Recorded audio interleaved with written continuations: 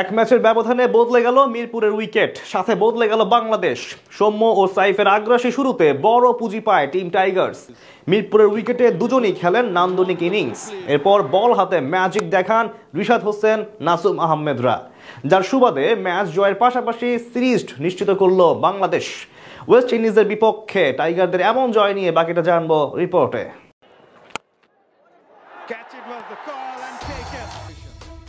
দুঃসময় টাইগারদের সঙ্গী হয় মিরপুর, তবে সেক্ষেত্রে যা করার করেন বোলাররাই। কিন্তু আজ যেন দায়িত্ব কাঁধে তুলে নিয়েছিলেন বাংলার ব্যাটাররাই।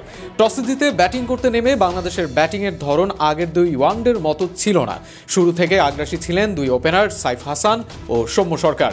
পাওয়ার প্লের 10 ওভারেই 74 রান তোলেন এই দুজন। সৌম্য 48 বলে ও সাইফ 44 বলে হাফ সেঞ্চুরি পূর্ণ করেন।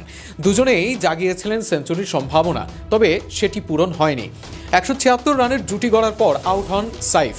তার আগে সমান 6টি 4 ও ছক্কায় 80 রানের ইনিংস খেলেন তিনি। দলের সঙ্গে আর 5 রান যোগ হতে আউট হয়ে যান সৌম্য। 86 বলে 7টি 4 ও 4টি ছক্কায় 91 রান আসে এই বাঁহাতি ব্যাটারের। সাইফ ও সৌম্য আউট হওয়ার পর বাংলাদেশের রানের গতি কমে আসে। তাহিদ হৃদয় ও নাজমুল হোসেন শান্তরা রান পেলেও সেটি ছিল অপেক্ষাকৃত ধীর গতির। 44 বলে 28 রান করে দলীয় 231 রানের মাথায় ফেরেন হৃদয়।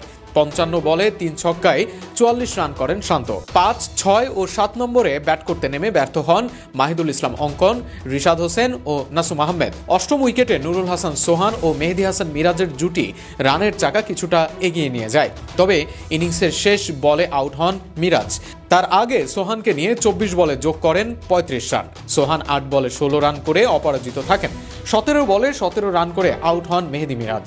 জবাবে ব্যাট করতে নেমে মোটেও সুবিধা করতে পারেনি ওয়েস্ট ইন্ডিজ। 197 রানের টার্গেটে ব্যাট করতে নেমে শুরুতে উইকেট হারায় ওয়েস্ট ইন্ডিজ। দলীয় 16 রানে ক্যারিবিয়ান শিবিরে আঘাত হানেন নাসুম আহমেদ। 21 বলে 15 রান করা অ্যালিক আথানেসকে সাজঘরে ফেরান তিনি। এরপর আরও 2 উইকেট তুলে নেন নাসুম। 17 বলে 18 রান করেন ব্র্যান্ডন কিং ও রানের খাতা খোলার আগে সাজঘরে ফিরে যান আকিম অগাস্ট।